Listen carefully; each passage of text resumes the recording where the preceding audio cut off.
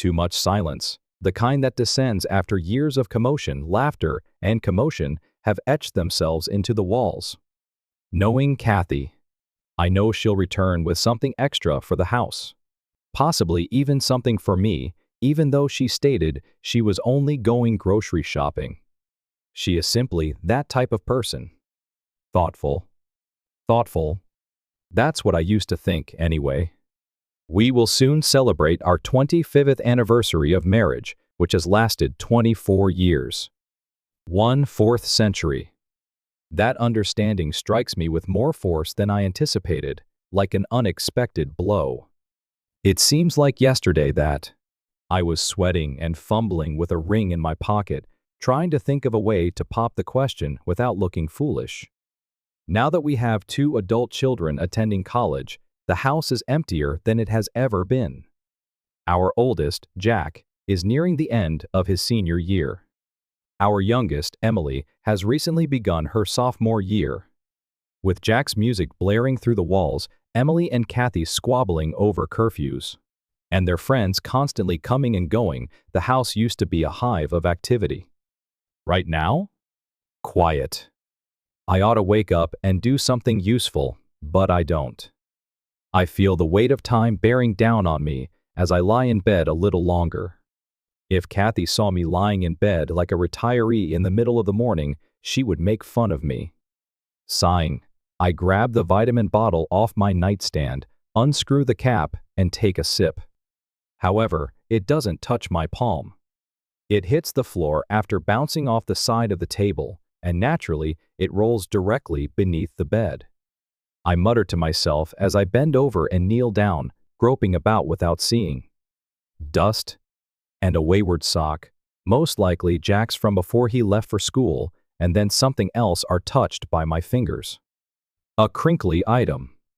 There shouldn't be anything present. My stomach sinks as I take it out. A wrapping for condoms. For a moment, my thoughts become blank.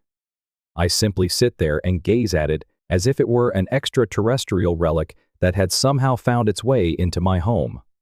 First, confusion. Who the devil? Nobody has visited. No parties, no visitors, nothing. For months, Kathy and I have been alone. Then, like a freight train, knowledge hits me. After Emily was born, I underwent a vasectomy.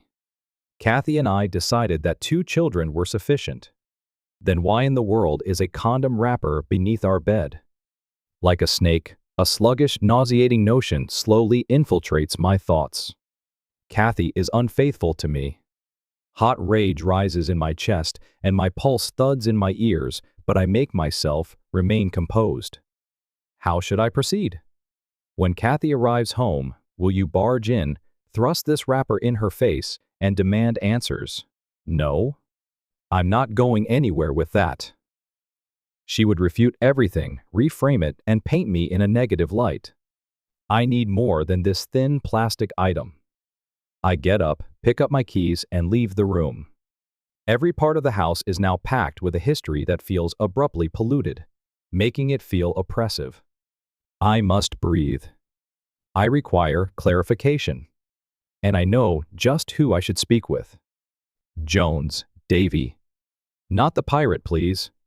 My former Navy friend, who is now a private investigator, is the genuine Davy Jones. Long after he left the sea for the streets, he maintained the nickname he had gained while in the military. He is the one who can assist me in discovering the truth. He is drinking coffee from a chipped mug while sitting back in his chair with his feet up on his desk when I walk into his office. He looks up, smiles, and gets up to shake my hand firmly. He gestures for me to have a seat and says, "Well, if it isn't Ben Carter, to whom do I owe the enjoyment?"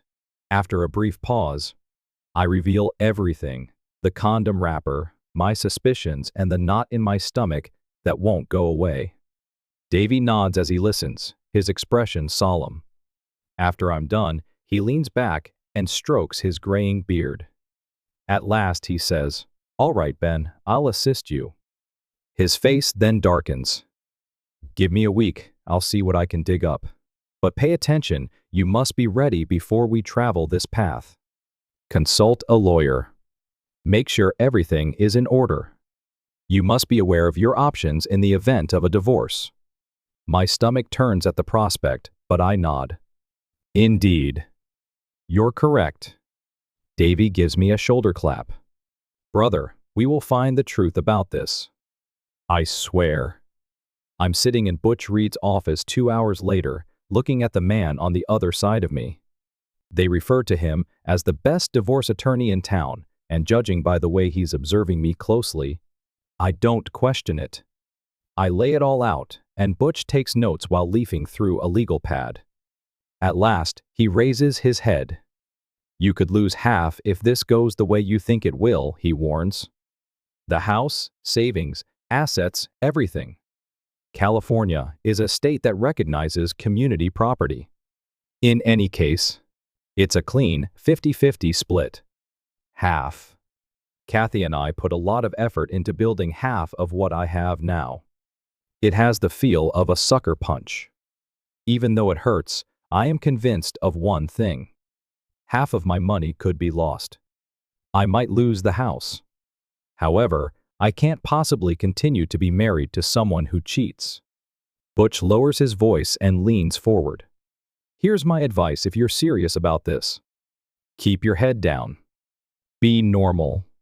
Make sure she doesn't think you're spying on her. She will also lawyer up if she suspects something is wrong, which will make matters worse. I nod as his words start to weigh heavily on my chest. I'll try my hardest. I'm psychologically exhausted by the time I get home, but my commitment is unwavering. Kathy is chopping veggies for supper when I enter the kitchen. She smiles as she glances up.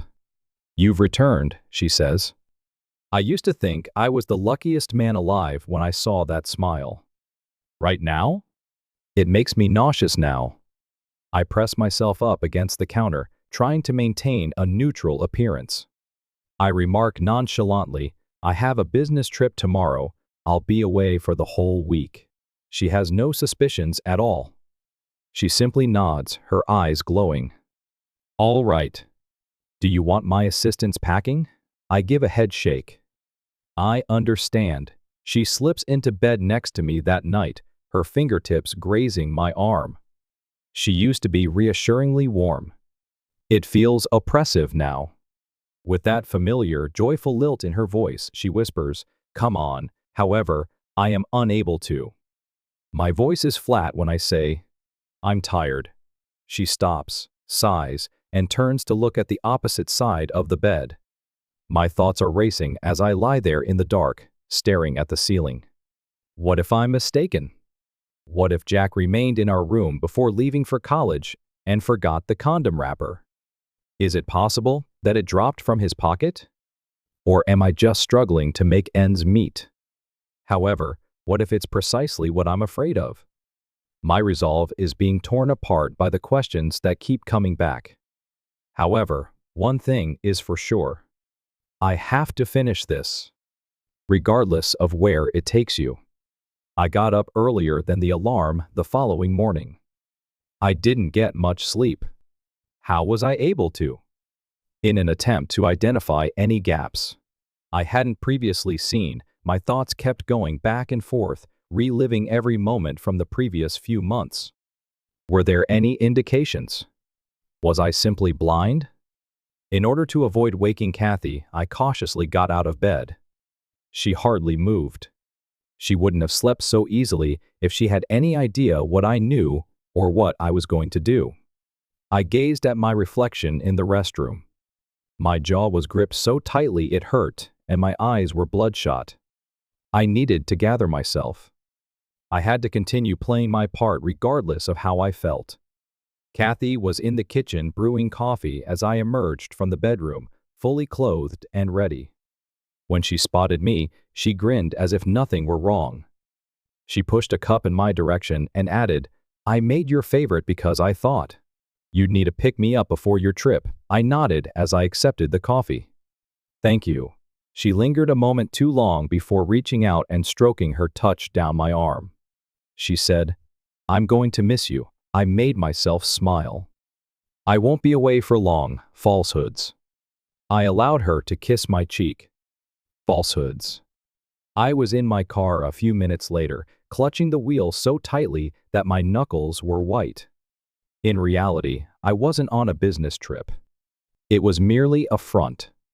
It was inexpensive, unobtrusive, and just what I wanted, so I checked into a motel on the outskirts of town. Davy was in place already. He had more experience detecting cheats than I wanted to consider, along with cameras and tracking software. Initially, I waited while sitting on the bed and gazing at the discolored wall covering. Hours passed slowly. My skin itched with each tick of the clock. My phone did not make a sound. Not a single update. Then it rang, right before dusk. Despite the calmness of Davy's voice, there was a sense of urgency. He remarked, "She just left the house, attended a motel." My heart began to pound. "Which one?" A pause occurred. "Then, Ben, that's the same one you're in." Quiet. As I sat there, holding onto the phone, I took deep, deliberate breaths. Davy went on, "She's in the room next to yours. Hey, don't go up to her. Don't approach her just yet.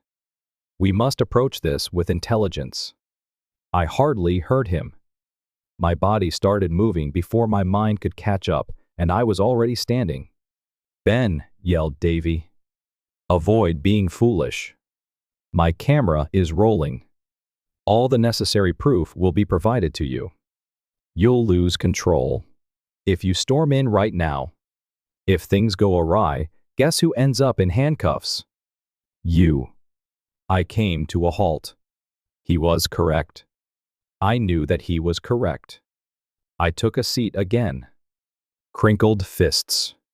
Rigid muscles. Then I heard it. Voices were muffled by the thin walls. The deep, strange tone of a man. Next is Kathy's. Laughter. I closed my eyes and listened, tensing every muscle in my body. Then the laugh ceased. There was a squeak in the bed. Then I heard sounds. I knew too well. Something snapped within me. The man's low, arrogant voice was heard first. "Why you're still with him is beyond me." Kathy gave a small, gasping laugh. "He is elderly. Cleaned up. I can no longer be satisfied by him." My stomach turned over. The man laughed. "So, what keeps you and him together?" A pause. Then Kathy's harsh, contemptuous voice came back. "Because I depend on him to pay the bills. Now stop talking and focus on your strengths." My breathing stopped. The room seemed to be closing in on itself, as if the air had been forced out. I wanted to rip the door off and put a stop to this. However, my door swung open before I could move. "Davy." He took hold of my arm. "Avoid it." I pulled away. "Give it up." He clenched his fingers. "Hear me out, Ben." The window was left open. "I'm recording every moment. You are the one who loses. If you enter right now, you want this to be paid for by her? Then be wise." I was trembling. White hot, blazing rage bubbled beneath my skin. However, I made myself pay attention. I unclenched my fist slowly. Davy held on until he saw that I was losing my will to fight. Then he took a step back and watched me intently. He declared, "She's not getting away with this." With a gravelly voice, I nodded. "No, she isn't." I remained in the motel for the following 3 days as Davy collected additional evidence. Pictures, videos, dates, places. An entire timeline of treachery, dang it. Her affair wasn't an isolated incident. Months had passed since it began. And the man? Smith, Roger, her colleague. "Have you been working late nights?" "Yes." Well, she was working. I watched video after video, feeling like I was being stabbed in the gut with every frame. Davy stated, "She has been seeing him every day. Lunch is a pause. After work. Occasionally, even before leaving for work in the morning. I felt the bile rise in my throat as I swallowed forcefully. He went on to say, "She has been sharing his home with him, then returning to you at home." I clutched my phone and gazed at the proof. "I think I would like these videos if I weren't her husband," I muttered in a hollow voice. Davy let out a long sigh. "Indeed. I understand." I shut my eyes. "I'd like a divorce." Davy gave a nod. "But we're not finished yet. Do you seek retribution?" I looked him in the eye. "I want her to experience my current emotions."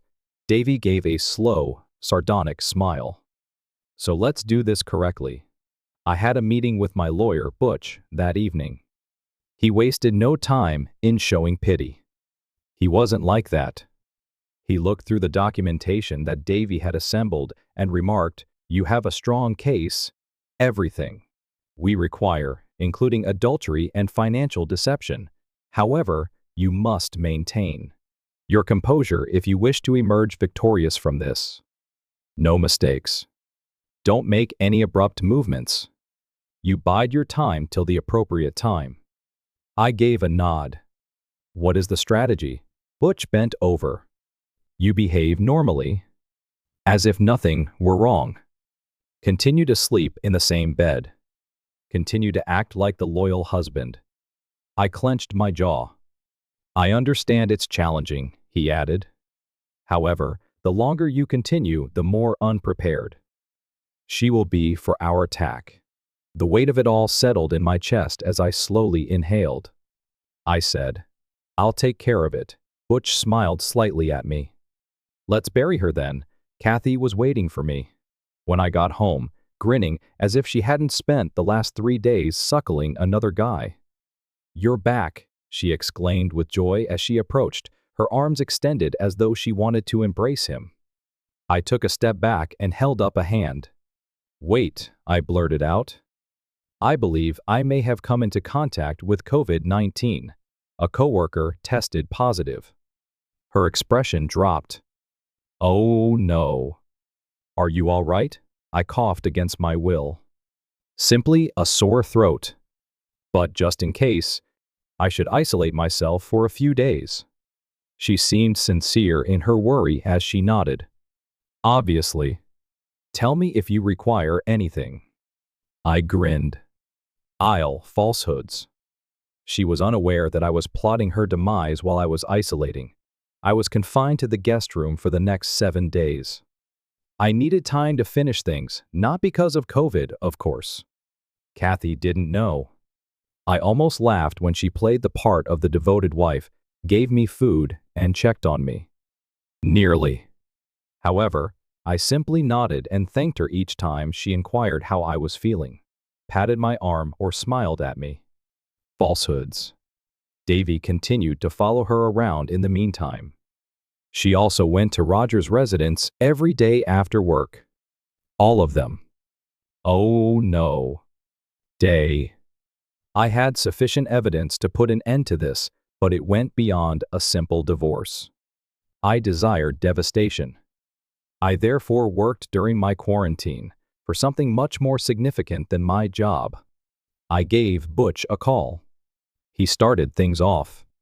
I gave a real estate broker a call. I began planning my next course of action. Since I had no idea what she had been bringing home to me, I even called my doctor and had a whole STD panel completed. I had everything all set up by the end of the week. What about Kathy? She didn't even realize.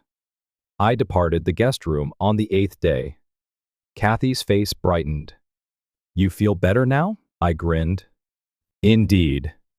A little worn out." "I missed you," she said as she hurried over and put her arms around me. I embraced her. Let her think I had returned. Give her the impression that I was still hers. Falsehoods. Because I looked past her at the wall calendar the moment her head touched my chest. Our anniversary celebration is 10 days away. It will be 10 days before I destroy her entire universe. I did my job flawlessly over the next week. I expressed my desire to make our 25th anniversary unique to Kathy. After becoming ill, I realized how much I valued Kathy. She devoured it. I began phoning, inviting, and behaving like the devoted husband she believed she had under control. Our children attested to their attendance. Her parents? I'm thrilled. Her colleagues? Incompetent. Roger and his gullible wife were also invited. I was going to expose Kathy in the light if she was going to betray me in the dark. I never felt anything when I looked at her, when she laughed, or when she kissed me.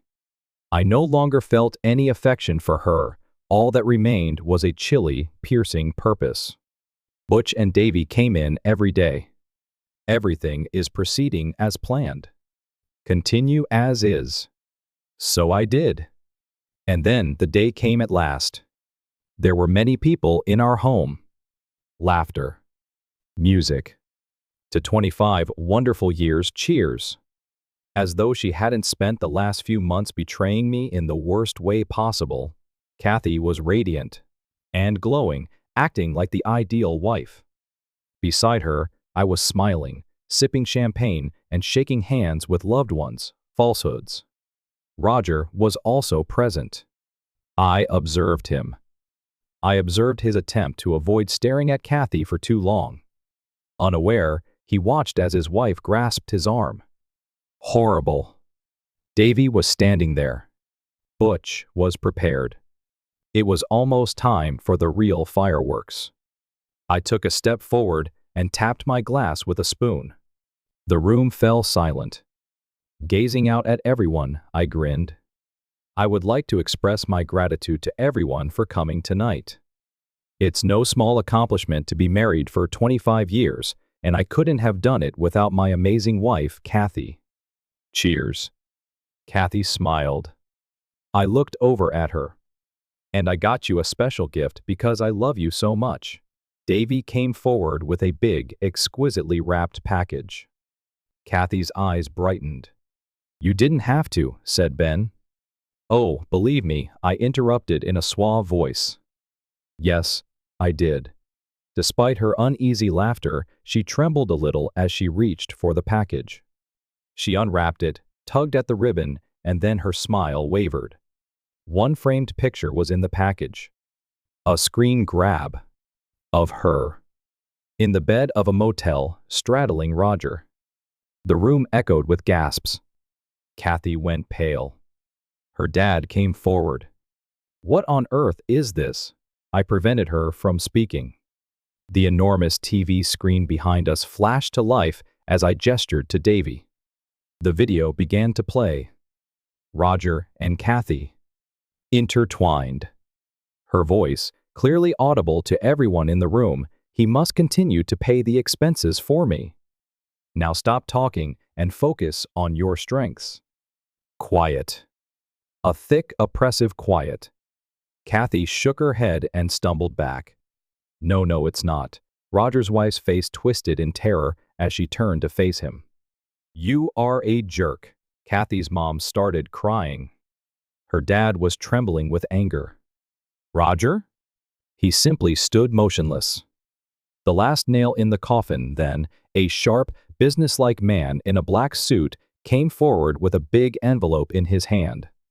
He gave it to Kathy. Miss S. You've been served, Carter. She took it, her hands shaking. What?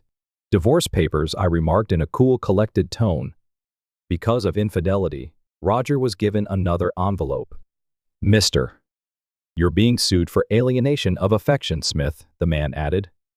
Roger's face lost its color. The CEO of their business then received the third and last envelope. Mr.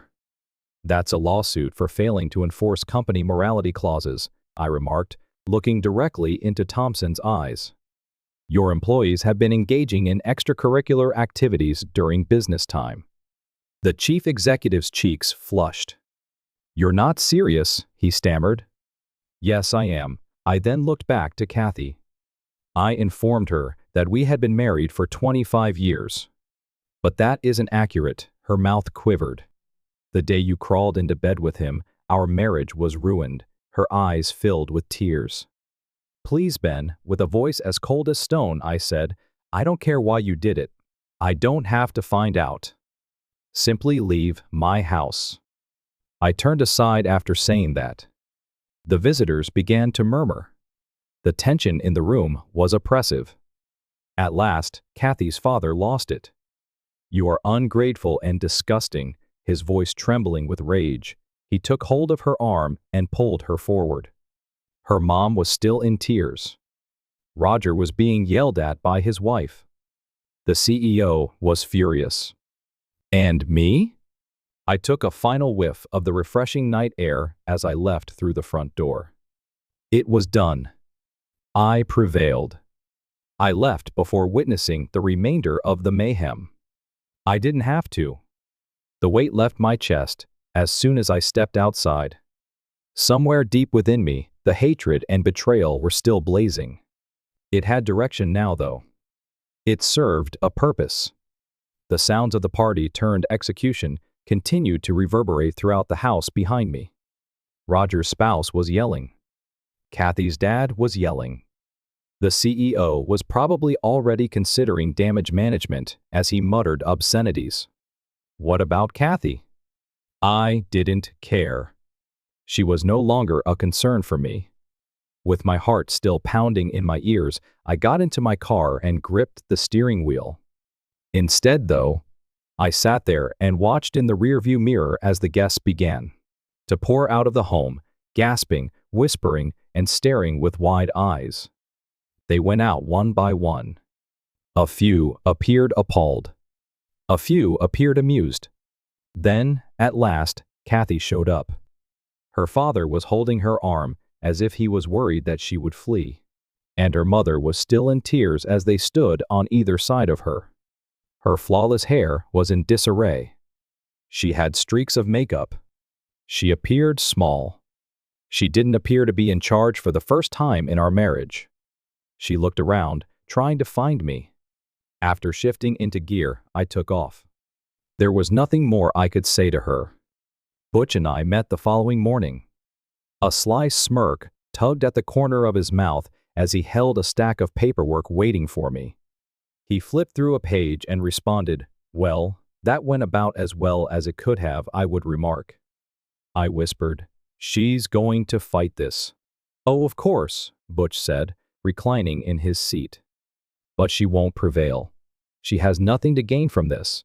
He slid some papers in my direction and said, "This is the financial breakdown. We can argue for more than a 50-50 split because we caught her in the act, but your prenuptial agreement is already beneficial.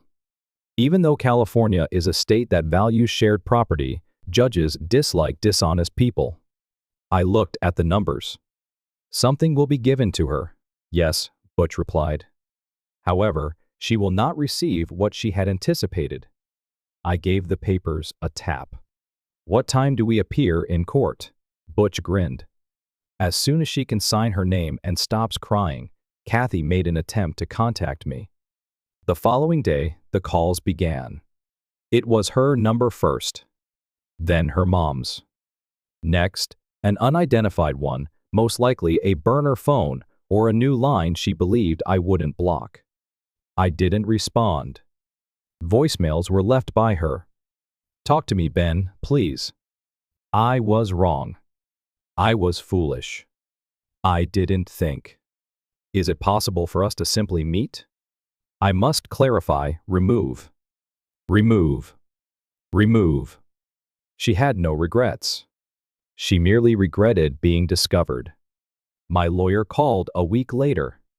With a humorous tone, Butch stated, "She wants to settle. If you agree to keep this out of court, she's offering a 50-50ths split." I chuckled. "Indeed. No." "I had that thought," I whispered. "She no longer gets to set the terms." "Exactly. She has the option to take whatever. I give her or nothing at all." Butch laughed. "I adore a client who is able to maintain his position." The divorce paperwork proceeded. There was nothing Kathy could do but comply. Roger's condition didn't improve much. 2 days after the celebration, his wife filed for divorce. She also had little interest in settling peacefully, in contrast to Kathy. Butch was recruited by her. She seized their home, their funds.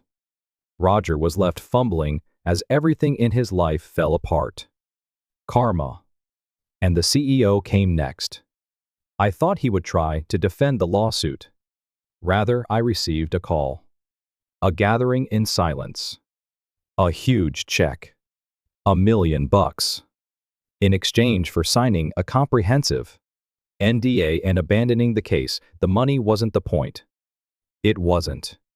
However, I accepted it. I also made sure Kathy was aware of it. After the divorce, she expected me to lose everything. Rather, I left with more than I started with. All she received was a check, just enough to remind her that she had lost. 3 months later, the divorce was finalized. Kathy failed to appear in court. She was not required to. It was over already. My name was signed. Left that courthouse by foot. Inhaled deeply in the clean air. I had freedom. I wasn't sure what to do with myself at first. I had dedicated 25 years of my life to creating something that I believed would endure. It was all gone now. I wasn't depressed about Kathy's passing. The fact that I had squandered so much time made me sad. However, I wasn't going to waste any more time. The house was sold by me. They purchased a modest farm in the middle of nowhere. I didn't require much. Only room. Just tranquility. Something silent. Something tangible. 2 German shepherds were given to me. Duke and Max. As if they were aware of my desire, they followed me around. And I felt fine for the first time in a long time. For a long time, I didn't hear from my kids. They didn't blame my divorce on me. They were upset that I had revealed their mother to them. I got it. For them, it wasn't simple. I wasn't going to apologize, though. Time went by. Jack was the first to call. Emily comes next. They paid us a visit. It was awkward the first time. It was better the second time. I felt like their father once more by the third time. We didn't discuss Kathy. We just had a conversation. And it was sufficient. What about Kathy? She went to live with her folks. Tried counseling. Tried to act like the victim. I tried dating again, but it didn't work. People talk about her, but I don't check up on her. She is wretched. I want to express my sympathy for her. However, I don't. She made her decisions. She now has the opportunity to live with them. After 3 years, the sounds of birds, trees, and the occasional bark of Max or Duke pursuing something in the field greet me each morning. I brew my own coffee. Observe the sun rising over my territory. I no longer feel furious. I'm not resentful. Not that I feel broken. I feel liberated. And that? More valuable than whatever I lost is that. 3 years have passed. It's been 3 years since I left that courthouse. It has been 3 years since I went into a new life, shook Butch's hand, and signed my name. I haven't heard Kathy's voice in 3 years. I don't miss her either. Not by any means. The way she used to lie through her teeth and smile at me is not something I miss. After spending the day entangled with another man, I don't miss the way she would curl up next to me at night. Her ability to convince me of something that never existed is something I don't miss. The time I wasted is what I do miss, and I will always miss it. However, I'm beyond lamenting it. For this life, the one I now possess, I own it, and I can't let anyone take it away. My days are easy. I get up early. Give the dogs a break. Get my coffee ready. Observe the dawn. The land is where I work. Repair fences. Give the hens food. The steadiness and the silence have a certain quality. I needed this after so many chaotic years. I enjoy a cool beer on my patio at night while I watch the sky change to crimson and gold hues. Additionally, I don't feel like I'm waiting for the next catastrophe to strike for the first time in my life. I'm simply here, existing, and that's sufficient. Now Jack and Emily arrive. Not frequently, but frequently enough. It was uncomfortable the first couple of times. They were unsure on how to address me. They weren't sure whether to be understanding or outraged. I didn't press them. When they were ready, I let them come to me. And now it feels normal when they come to visit. We converse. We chuckle. Their mother is not mentioned. Because none of us need to, not because it's illegal. She made her decisions. We all moved on after that. I hear my phone buzzing one afternoon when I'm out repairing a fence. I'm not familiar with that number. I nearly disregard it. But I feel compelled to pick it up. I put the phone to my ear and wipe my hands on my jeans. Hey, silence reigns. Then Ben, I go cold. Kathy is here. Nothing comes out of my mouth. She lets out a shaky breath. I didn't think you would respond. I should end the call. However, I don't. Because I'm interested in hearing her opinion. Her voice is weak and uncertain as she continues. I just wanted to call. It has been a while. She has a distinct voice. Older. Weaker. Not the sharp-tongued, self-assured woman I used to know. She sounds like a lost person. Like a person who has regrets. Excellent. Kathy, why are you calling? I ask in a steady voice. She takes a swallow. I just wanted to apologize to you. I have no feelings. Not rage. Not contentment. Not even interested. All right, I say plainly. She pauses. Is that all? What am I supposed to say? I'm not sure, she acknowledges. I simply think about you a lot regarding my actions. I just wanted to let you know that I regret it, even though I know I can't reverse it. I gaze at the field outside. In the distance, Max and Duke are pursuing one another. After she destroyed the previous life, I constructed a new one. And I come to a realization. She is not worthy of my pardon. Nor do I owe her my animosity. Now she's simply nothing to me. You're sorry? I say in a calm voice. Or do you regret the expense? Quiet. The solution is already known to me. Her marriage ended. Her family was lost. I offered her security, but she lost it. She obviously feels bad about it. However, she never once felt bad about it. Only losing as a result of it. I let out a breath. Kathy, I don't need your apology. She lets out a little, fragmented sound. I just say, I have work to do. Look after yourself. I then end the call. I stare at the phone in my hand for a bit as I stand there. After that, I put it down, look back at the fence, and resume my work. I sit on my porch that night. The air is clear. The stars are visible. At my feet, Max and Duke are lying with their tails thudding on the wood. I let the silence descend around me while I take a slow drink of my beer. I believed that getting retribution would restore my sense of wholeness 3 years ago. I believed that Kathy's damage might be repaired by exposing her. In actuality, though, the only thing that ever made me better was leaving. Deciding on peace. Selecting me. And now? I am no longer angry. I'm not resentful. Not that I feel broken. I feel liberated. And it is more valuable than anything I have ever lost.